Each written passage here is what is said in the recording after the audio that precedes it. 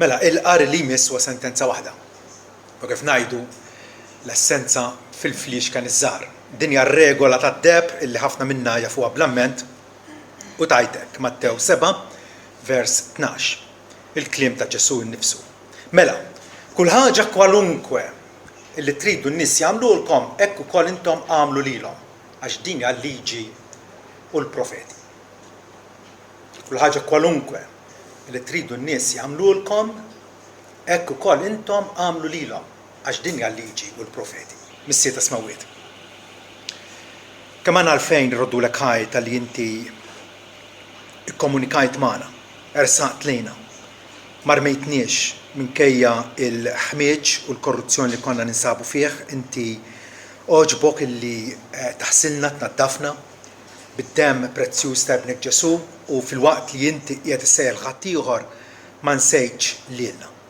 Imma wkoll sejjaħtilna għal glorja eterna. Ntolbuk għalhekk mulej biex fil-waqt li għadna tul dan il-pellegrinaġġ tina illi il-mixja tagħna fil-triq id-dejqa tkun waħda distintivament ċara, tal-li nixmulej li nisvijaw, norqdu, nejjew, u aktarx bil-kelma tiegħek bħala s-sejf tal-Ispirtu għatina li nkomplu niġġieldu l-ġlieda tajba tal-fidi tagħna. U da tolbuh f'ġieblek Sidna Ġesu Kristu. Amen. Ir-regola tad-deb. Tgħidu li regola oħra, kemm għandna regoli, imma jekk ikollna inħarsu daqsxejn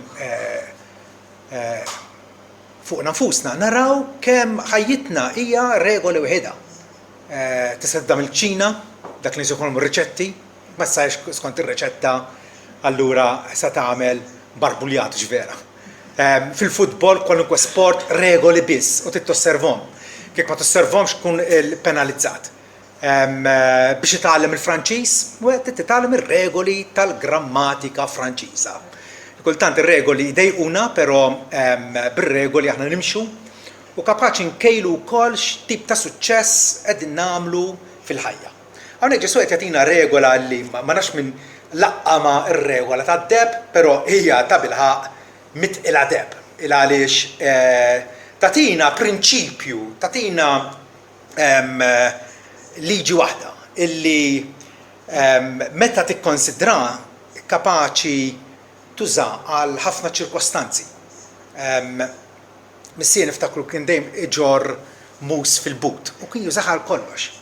Biex jaqta' l-bajtar, biex jagħmel xi feles mill-injama, biex jittempra xi lapes, biex jaqta' l-ħobża, kollox li jużah. U din hija r-regola li nistgħu nużawha f'ċirkostanzi diversi fil-ħajja tagħna illi kif nixtiequ n-nies jittrattawna. Bl-unur, bil-ġieħ, bil-rispett, ma nagħmel l-istess bħalhom. Hemmhekk Ġesu qed jgħid illi hija l-ġabra, hija l-qofol, hija s-sustanza, hija l-essenzjal ta' kull ma għallem Mosè u l-profeti li ġew warah. Ġifieri din hija hawnhekk regola illi rridu mhux biss nitgħallmuha bl-amment, imma naraw li attwalment qegħdin inħadmuha fil-ħajja tagħna jum wara jum. Kull ħaġa kwalunkwe li tridu n-nies jagħmlulkom hekk ukoll intom għamlu lilhom għax din hija l-liġi u l-profeti. U jekk ikollna nirriflettu sew fuqha, nindunaw illi meta lil Ġesu saqsew li hu l-ikbar kmandament tal-liġi. Ġesu qalilhom ħobb il-mulera tiegħek b'qalbek kollha, b'ruħek kollha, bil-qawwa tiegħek kollha, bl-intelligenza kollha tiegħek.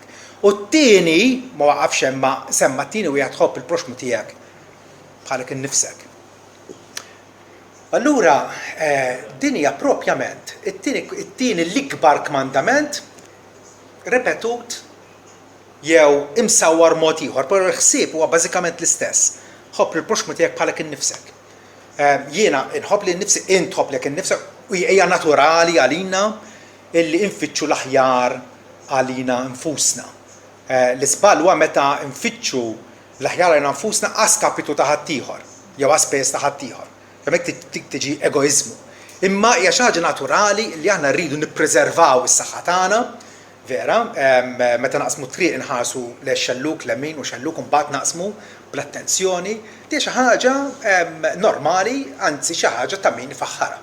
Illi aħna nħobbu lil nfusna jekk nimirdu nkunu b'700 sena biex nibdew il-mediċina adatta ħalli nfiequ. Vera? Dik hija ħajtna. U allura bħalma aħna nixtiequ l-ġita lil nfusna, irridu wkoll Alla qed jgħidilna, Alla li ħalaqna fuq xbija tiegħu qed jgħidilna biex aħna nagħmlu l-istess ma' ħadd ieħor. U din hija regola illi naqblu magħha u tferraħna vera. Il-kuxjenza tagħna meta nistudjawha naraw illi jalla kieku kollha kemm aħna nagħmlu hekk. Il għaliex kieku ma jkunx hemm konflitti, ma jkunx hemm divorzi, ma jkunx hemm ġlied bejnietna. Għaliex? Għax inkunu qed innejxu f'dik l-armonija, mhux niġbed biss li għan nifsi imma bħalma jiena nippretendi li nirċievi onur u mħabba u rispett minn ħadd ieħor lest ukoll illi nagħtih. L-Apostolu Pawlu infatti meta rrifletta fuq il-liġi tal-Alla, il-liġi tal-Alla fi mijiet ta' regoli. Għadna kif rajna il-qari minn Salm 119 li ċelebrazzjoni tal-liġi tal-Alla, tat-Torah tal-Alla, il-talim li tagħna Alla biex jiggwidana fit-triq tagħna. Sejħiela liġi, statuti, kmandamenti, ordnijiet, xhieda, testimonjanza li kollha hija deskrizzjoni tal-kelma tal-Alla. Kelma tal-Alla hija il-musbieħ fil-vessens tal-kelma, hija l-mappa. Illum ħanajdu huma il-kollezzjoni ta' regoli illi Alla jixtieqna illi nożżu fil-qlub tagħna ħalli nħadmuhom. Pawlu infatti jgħid fir-Rumani 7, jiena naqbel bil-ferħ mal-liġi tal-Alla fil-bniedem ġewwieni. U vera, meta nisma' din il-regola tad-deb illi kull ħaġa kwalunkwe li rrid lin-nies jagħmlu miegħi ħankun lest nagħmilhom jien magħhom. Hija regola illi l-koll kemm aħna fil-kuxjenza tagħna nafu li hija regola ideali, hija regola tajba, hija regola commendibbli. Difatti forsi tissorprendu ruħkom, dan il-prinċipju mhuwiex oriġinali għal Ġesu. Ma kienx Ġesu illi ivvintaħ jew qalu l-ewwel darba. Per esempio, fil-ktib ta' Tobija, ktib ludi xi 200 sena qabel ma twieled Ġesu, fiha miktub kull ma tobgħod tagħmlux ma' ħadd ieħor. Forsi tgħidu ma' Tobija jew l-awtur tiegħu kien ludi u kien jaf kellu l-iskrittura f'idejh iva. Mela ħanaqtaw barra. Però Epittetu filosfu Grek illi twieled 200 sena qabel ma twieled Ġesu. Epittetu jgħid id-dbatija li tevita li kien nifsek titfaħħix fuq ħadd ieħor. Il-ħsieb huwa simili, jekk mhux l-istess huwa simili. Imma mbagħad għandna Konfuċju smajtu bih żgur. Twieled 550 sena qabel ma twieled Ġesu. U fiċ-Ċina jekk jogħġbok. Jiġifieri n-naħa l-oħra tad-dinja. Fil-Maħabarata tiegħu, ktieb tiegħu, jgħid din hija l-ġabra ta' kull tieba vera. U bħal Ġesu. Bħalma Ġesu jgħid din hija l-liġi u l-profeti. Dan huwa l-essenzjal ta' kollox. Konfuċju jgħid din hija l-ġabra ta' kull tieba vera. Tratta lil ħadd ieħor bħalma tridhom jittrattaw lilek. Tagħmel xejn lil proxmu tiegħek li aktar tard ma tridux jagħmlu lilek. Ġesu qed jgħid xejn ġdid hawnhekk. Li forsi qed jagħmel ġdid huwa li ta' xeħta pożittiva. Kull ħaġa kollu li tridu n-nies jagħmlulkom, hekk ukoll għamlu intom lilhom.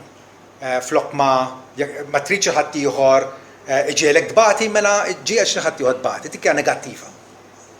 Però il-fatt li kulturi u soċjetajiet oħra qabel ma twieled Ġesu kellhom dan is-sens ta' kuxjenza biżżejjed illi jaslu għal dawn il-prinċipji għal ħajja. Di turi il-grazzja komuni tagħna li Alla ta' bilħaq kif tisħaq l-Iskrittura ħalaqna fuq xbija tiegħu u tagħna kuxjenza.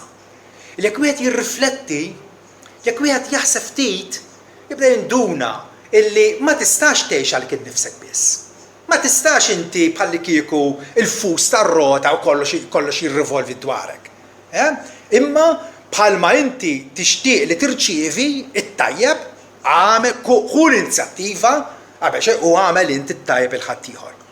Difatti l-Apostolu Pawlu fil-Romani 2 meta jitkellem dwar il-pagani issa qegħdin ngħidu, dwar nies li m'għandhom ebda idea tal-Iskrittura xi jgħid dwarhom.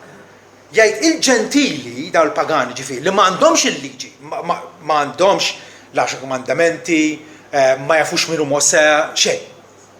M'għandhomx il-liġi. Ma jagħmlu min natura l-ħwejjeġ rikjesti mill-liġi dawn huma l-liġi għalihom infushom. Avolja m'għandhomx il-liġi. Fil-juru x-xogħol tal-liġi miktub fi qlubhom fil-waqt li tixhed magħhom il-kuxjenza tagħhom. Ġifieri Konfuċju meta ġib din l-idea illi tratta l-ħaddieħor bħalma tixtieq ħaddieħor jitratta miegħek, qed juri illi bħala bniedem kellu kuxjenza u din il-ħaġa illi int minn int tista' tkun atew, tista' tkun Maomettan, tista' tkun ta' kwalunkwe reliġjoni int, nista' niġi jiena u nitkellem miegħek u nilħqu qbil illi mhuwiex sewwa tisraq, mhuwiex sewwa tikdeb, mhuwiex sewwa li tkun egoist, vera?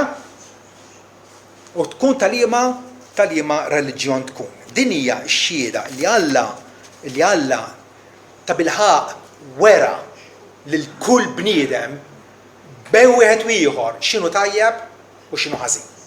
U allura kull bniedem huwa responsabbli. Ġiswa qed jagħmlilna ċara.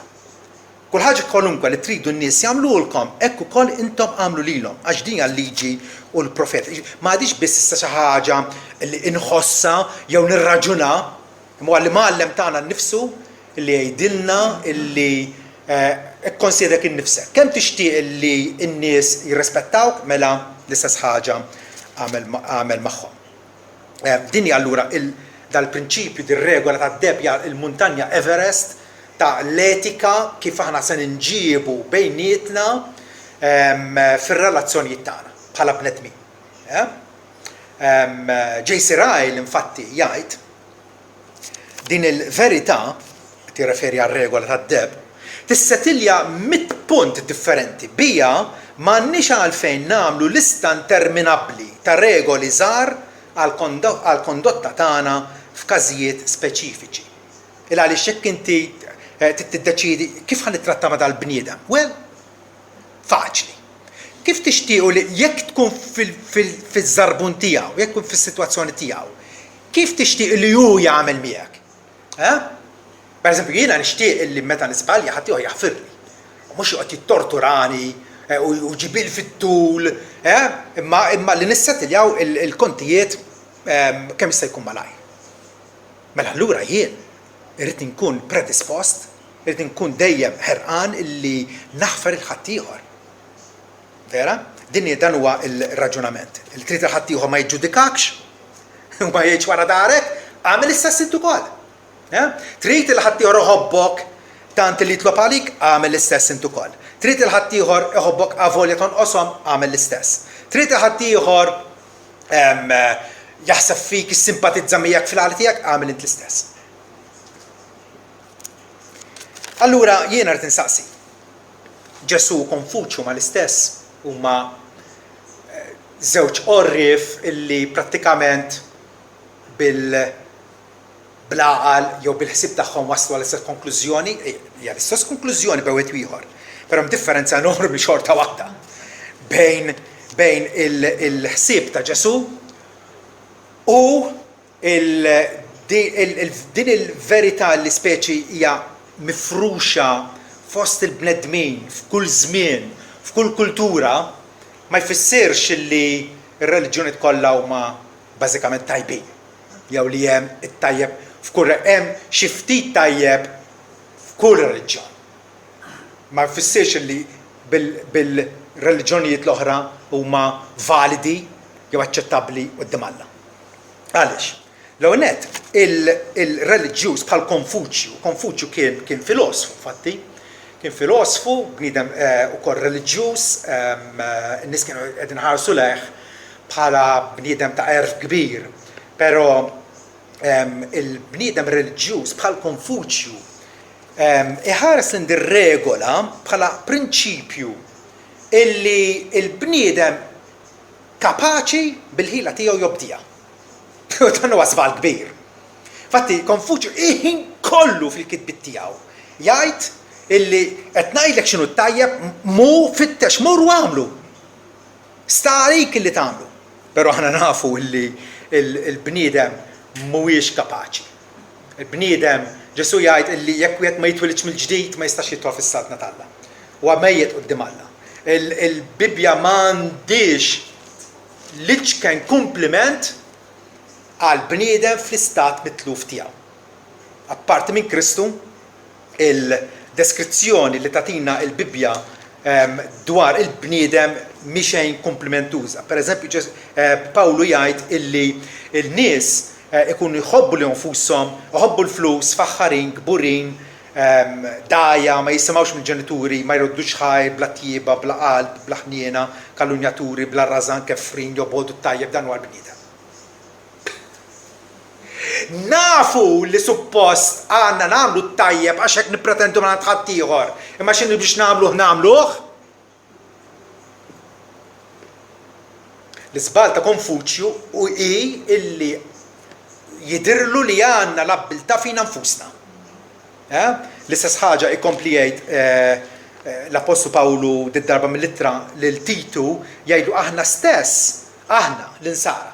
Aħna stess konna wkoll darba boloħ, ma nobdux, imqarqin, nobdu kull xorta ta' xewqat u pjaċiri, ngħixu fil-ħażen u lejra, mibgħudin u nobodu lil xulxin. Allura biex kun kapaċi tobdih dan il-prinċipju illi għamel ma' ħadd ieħor dak li tippretendi huma jagħmlu miegħek, irid ikun hemm l-esperjenza tal-imħabba talla fil-qalb tal-bniedem. Mingħajr l-ispirtu talla fina, mingħajr l-ispirtu tal-ħajja, impossibbli nobdu din ir-regola. Impossibbli. Rumani 8 jgħidilna illi dak li ma setax tagħmel il-liġi għax liġijiet u regoli hemmhekk qegħdin u nafu bihom. Din waħda mill-iktar importanti. Imma dak li ma setax tagħmel il-liġi għax kienet dgħajfa minħabba il-laħam. Aħna fl-istat illi aħna imnisla minn Adam imwaqqajn fid-dnub maħniex kapaċi. Il-liġi ma setax tagħmel għax kienet dgħajfa minħabba l-laħam Alla billi bat l-ibnu stess f'xebħ ta' ġisem ta' dnub u għad-dnub ikkundanna d-dnub fil-laħam biex issa il-ġustizzja tal-liġi isseħ fina li ma nimxux skont il-laħam imma skont l-ispirtu. Differenza hija din. Disċipli ta' Ġesu għandhom l-ispirtu tiegħu biex ikunu kapaċi josservaw din ir-regola. Din hija kuntrast qawwi bejn Ġesu u Konfuċju. Ġesu mhux biss għallem imma jagħtina wkoll il-kapaċità biex nobdu. Palma qal l-Apostlu Pawlu, aħdmu s-salvazzjoni tagħkom bil-biża' u t-trejt. Alla tajjilna dis-salvazzjoni hija salvazzjoni b'xejn, maħfra tad-dubiet kompluta, tajjeb, paċi miegħu, issa din is-salvazzjoni rridu naħdmuha bil-biża' u t-trejt għax huwa Alla li qed jaħdem fikom. Ma taħsbux li din bil-ħila tiegħek kapaċi tasal, kapaċi tobdil il-bibjan, xemm minn dan. Huwa Alla li qed jaħdem fikom. Sew it-tjieba kif ukoll l-Emil skont kif joġob lilu. Ninsabu dipendenti mhux biss biex nkunu nafu l-Bibja, imma wkoll illi konna l-ispirtu ta' dak illi nebbaħ jew ispira l-Bibja, l-Ispirtu Santu innifsu. Differenza oħra bejn Konfuċju u Kristu hija din. Il-mitluf illum bħal Konfuċju għandu ħabta. Għandu tendenza illi jissepara r-regola tal-imħabba lejn bniedem mill-kmand ta' mħabba lejn Alla. Fatti, aħna kuntatti ma' nies oħra jkollna u fil-waqt li huma jarfu jirrikonoxxu illi rridu nkunu ġentili ma' xulxin, illi nittolleraw il-xulxin u dal-affarijiet kollha huma kollha affarijiet sbieħu tajbin, Però x'intibda semmilhom ir-relazzjoni tagħna malla jarawha pjuttost irrelevanti, jaraw pjuttost bla importanza. Għalihom mhix importanti illi temmix f'alla wieħed il-ħalliq tas-sema u l-art jew temmen f'mitalla differenti. Għalihom mhix importanti tagħmilx taqax f'idolatrija jew tgħix bħala idolatra. Għalihom mhix importanti illi semmi l-isem talla fil-batal jew twaqqa l-isem talla ċajt, mhix importanti dik. Mentri għalina hija importanti sa u ma tistax tifridhom minn xulxejn. Ma tistax tippretendi illi tobdi r-regola tad-deb mingħajr ma tobdi l-ewwel regola aktar importanti minna, ħobb il-mulea tiegħek qalbek kollha, bruħek kollha u bil-qawwa tiegħek kollha. L-Apostol Ġwanni hekk jirraġuna u hekk jgħallimna fl-ewwel ittra tiegħu. Fejn jgħidilna aħna inħobbu għax hu ħabna l-ewwel. Il-ħajja Kristjana hija risponsorjal, hija tweġiba għall-imħabba illi Alla bl-inizjattiva tiegħu mhux għax rana denji, mhux għax rana tajbin, imma aktarx għax tħassarna fl-inikwità u fil-kundanna tagħna, resaq lejna u allura ħabna u allura aħna nħobbu għax hu ħabna l-ewwel. Jekk xi ħadd jgħid jiena ħobb l-Alla u frattant jobgħod il-ħuħ dan hu giddieb għax min ma jħobbx il-ħuħ li ra ma jistax iħobb l-Alla li ma rax. U dal-kmandament tagħna minn għandu illi min iħobb l-Alla imissu jħobb lil ħuħ ukoll. U kull min jemmen li Ġesu għal Kristu huwa mwieled minn Alla. U kull min iħobb lil min inissel, ġifieri l-Alla l-Missier, iħobb lil min hu mwieled minnu, u ċoħe lil Kristjani oħrajn bħalu. B'dan nafu illi nħobbu t-tfal tal-Alla. Meta nħobbu l-Alla u nagħmlu l-kmandamenti tiegħu. Ġwanni qiegħed jgħid li dawn huma żewġ kmandamenti minsuġin flimkien u ma tistax nisseparawhom sempliċement biex aħna nifhmu aħjar. Imma kif jaħdmu ma tistax tgħid nħobb il-Alla u ma importanix mill-proxma tiegħi. Laqas mista tgħid jiena l-aqwa li jkolli relazzjoni tajba ma' marti u ma' tfal u mal-kollegi tiegħi fuq ix-xogħol u ma' nies in ġenerali u ħallini mir-reliġjon u ħallini mill-Bibja. Ma tistax. Ma tistax. Din hija mħabba li Alla li nżommu l-kmandamenti tiegħu u l-kmandamenti tiegħu mhumiex gravużi, mhumiex tqal. Nobduhom il għaliex esperjenzjajna diġà l-imħabba tiegħu. Allura, għajla nista' nħobbok bħalma ħobb li nnifsi qabel ma ħobb l-Alla kif imisni. Għajla nista' nħobbok bħal innifsi qabel ma ħobb l-Alla kif imisni. Differenza oħra bejn Konfuċju u Ġesu. Konfuċju għallima bħala regola biex inti tirnexxi fil-ħajja. Biex inti tgawdi ċerta tranquillità, sliem, paċ ma' ħadd ieħor. Però Ġesu jgħid illi dinja liġi u l-profeti. Ġifieri, jekk Alla kellimna mill-antik permezz ta' Mose u sensiela twila ta' profeti sa kemm der Sidna Ġesu Kristu. Tajjeb il-profeta l-kbir. U jgħid illi meta nobdu dir-regola tad-deb, tajjeb qegħdin nuru illi aħna inħobbu lill-Alla. Hija kwistjoni ta' motiv. Konfuċju għallima bħala biex ikollok suċċess fil-ħajja. Tajjeb, aħna nobduha x'inhi raġuni il għaliex hija mogħtija lina minn Alla u rridu noġbuh. Mhix kwistjoni ta' utilità għax jaqbilli. Lanqas hija kwistjoni illi jiena ħanobdija biex insalva. Kif jagħmlu ħafna nies. Jidrilhom illi jekk jgħixu tajjeb, jekk jgħixu diċenti, b'mod ċivili, għaliex m'għandux Alla isalvhom.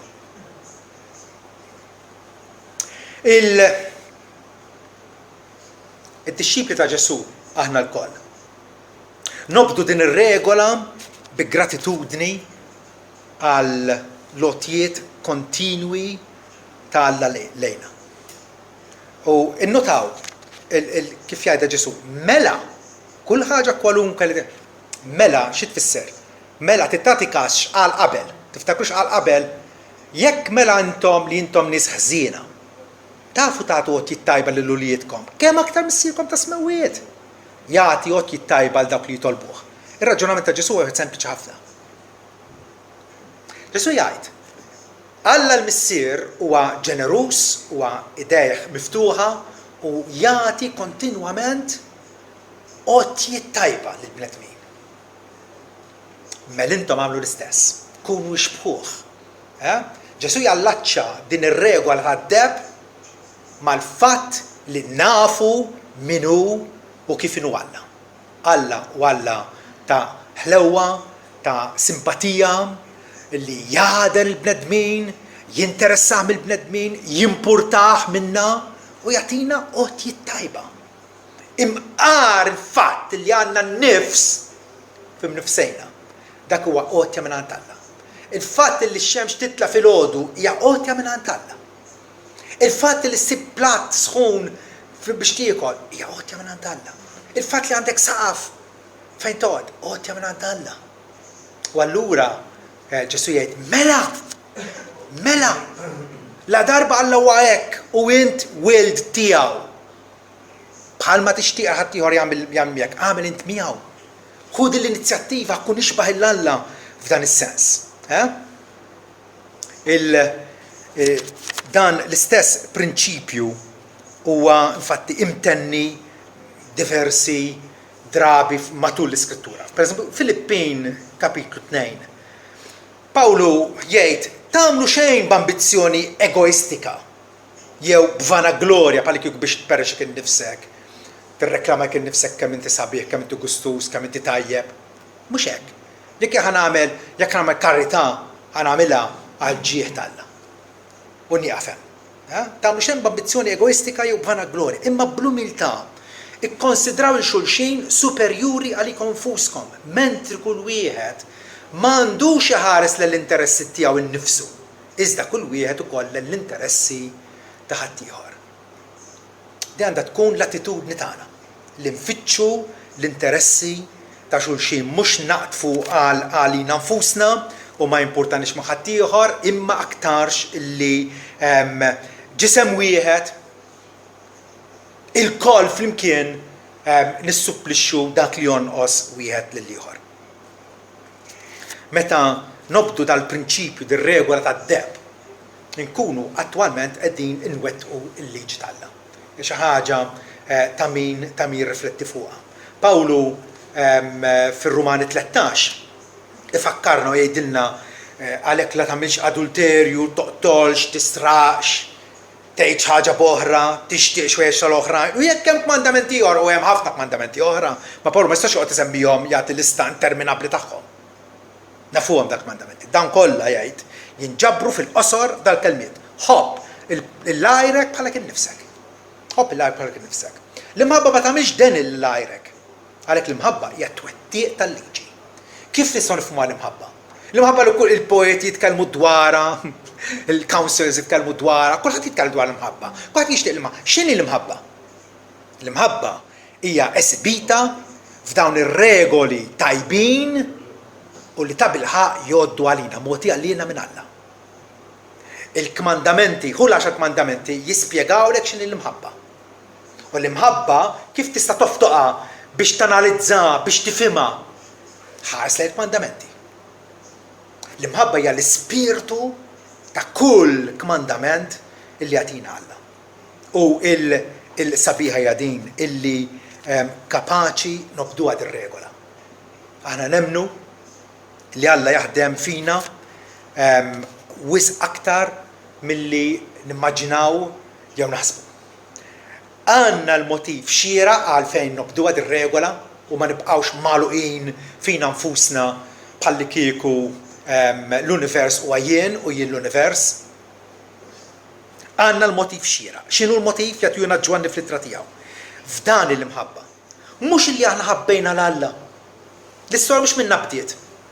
Mhux għax aħna ħabbejna ma għax hu ħabna. U bagħad libnu bħala l-propizjazzjoni għal dnubietna.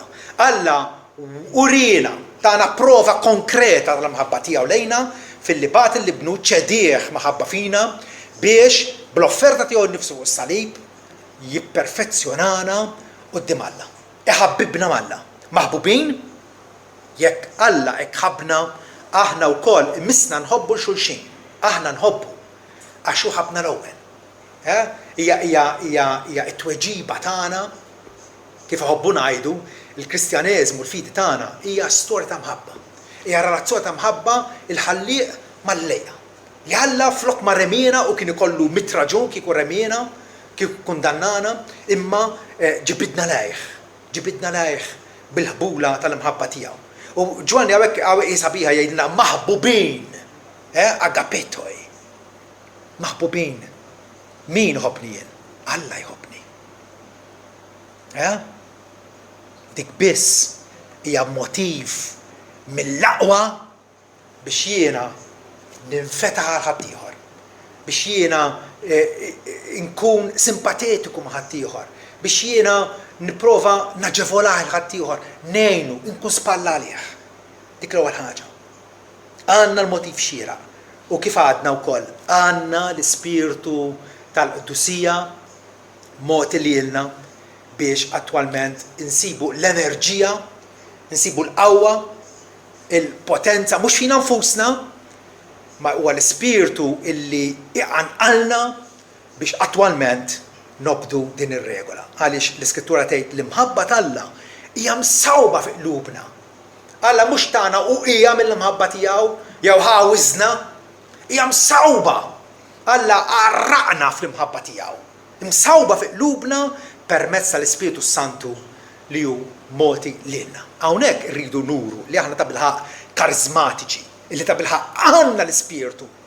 Għandna l-Ispiritu nuru ta' bilħaq li huwa preżenti u attiv fina, mhux għax jidrina kapaċi nagħmlu l-mirakli jew nitkellmu bl-ilsna, imma għax inħobbu. Għaliex l-ilsna jgħaddu, l-profezija tgħaddi, imissa jibqgħu dan tlieta. Il-fidi, it-tama u l-imħabba. U l-ikbar fosthom hi l-imħabba.